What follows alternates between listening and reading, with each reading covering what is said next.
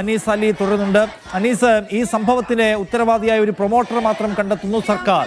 സത്യത്തിൽ ആദിവാസികൾ നേരിടുന്ന പ്രശ്നങ്ങൾ നമ്മൾ കഴിഞ്ഞ കുറേ ദിവസങ്ങളായി സംസാരിച്ചുകൊണ്ടേയിരിക്കുകയാണല്ലോ അനീസ് അലി. കഴിഞ്ഞ ദിവസമാണ് ഒരു ആദിവാസി യുവാവ് ആക്രമിക്കപ്പെട്ട സംഭവം ഉണ്ടായത്.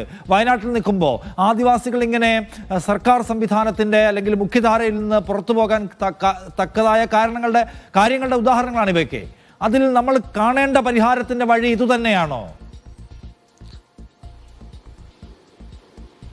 തീർച്ചയായും നിഷാദ്, ഒരു ശ്രദ്ധിക്കേണ്ട കാര്യം എന്ന് പറയുന്നത് ട്രൈബൽ ഡിപ്പാർട്ട്മെന്റിൽ നിന്നുള്ള അതായത് ആദിവാസി വിഭാഗത്തിൽ നിന്നുള്ള ഒരു മന്ത്രിയാണ് മന്ത്രി OR കേളു. അദ്ദേഹത്തിൻ്റെ സ്വന്തം നിയോജക മണ്ഡലത്തിലാണ് നിരന്തരം ആദിവാസികൾ ഇത്തരത്തിൽ അവഹേളനത്തിനും പീഡനത്തിനും ഇരയാകുന്നത് എന്നത് ശ്രദ്ധിക്കേണ്ട കാര്യമാണ്. അതുകൊണ്ട് തന്നെ സർക്കാരിനെ സംബന്ധിച്ചിടത്തോളം ത്വരിതഗതിയിലുള്ള ഒരു നടപടി, മുഖരക്ഷിക്കാനുള്ള നടപടികൾ ആവശ്യമായിരുന്നു. അതുകൊണ്ടാണ് ഈ ആദിവാസി യുവാവിനെ കാറിൽ കെട്ടിവലിച്ച സംഭവം ഉണ്ടായത് മാനന്തവാടി നിയോജക മണ്ഡലത്തിലാണ്. അതിനു മുമ്പ് ആദിവാസികളുടെ കുടിലുകൾ അനധികൃതമെന്ന് പറഞ്ഞ് സർക്കാർ വനംവകുപ്പ് പൊളിച്ചു മാറ്റിയൊരു നടപടി നമ്മൾ റിപ്പോർട്ട് ചെയ്തിരുന്നു. അതുണ്ടായത് മാനന്തവാടി നിയോജക മണ്ഡലത്തിലാണ്. ഇപ്പോൾ ഈ ആദിവാസി വയോധികയുടെ മൃതദേഹം ഓട്ടോറിക്ഷയിൽ ശ്മശാനത്തിലേക്ക് കൊണ്ടുപോകേണ്ടി വന്നത് അത് ഈ മാനന്തവാടി നിയോജക മണ്ഡലത്തിലാണ്. ഇതെല്ലാം ജില്ലയിൽ നിന്നുള്ള മന്ത്രി OR കേളു അദ്ദേഹത്തിൻ്റെ സ്വന്തം നിയോജക മണ്ഡലത്തിൽ ഇത്തരത്തിലുള്ള നടപടികൾ ഉണ്ടാകുന്നു. അദ്ദേഹമാണെങ്കിൽ ഈ ആദിവാസി വിഭാഗത്തിൽ നിന്നുള്ള മന്ത്രിയാണ്, പട്ടികവർഗ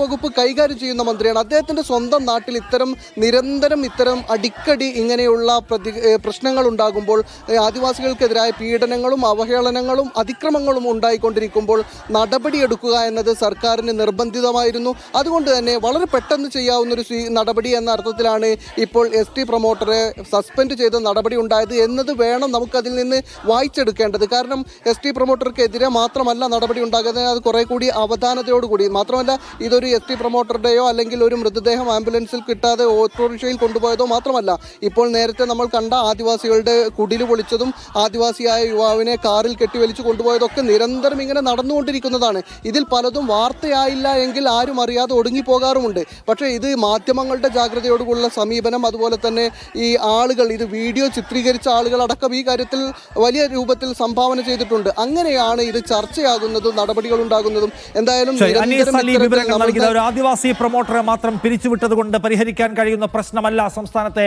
ആദിവാസി സമൂഹം നേരിടുന്ന പ്രശ്നം. ആ യഥാർത്ഥ പ്രശ്നത്തിൽ നിന്ന്, മൗലികമായ പ്രശ്നത്തിൽ നിന്ന് ഒരു ഭരണകൂടം ഒളിച്ചോടുന്നതിന്റെ ഏറ്റവും മോശം കാഴ്ചകളിലൊന്നാണ് നിശ്ചയമായും ഈ പ്രൊമോട്ടർക്കെതിരായിട്ടുള്ള നടപടി, അല്ലെങ്കിൽ അതിലെല്ലാം ഒതുക്കാമെന്ന സർക്കാരിന്റെ അതിവിചാരം. അനീസാണ് വിവരങ്ങൾ നൽകിയത്.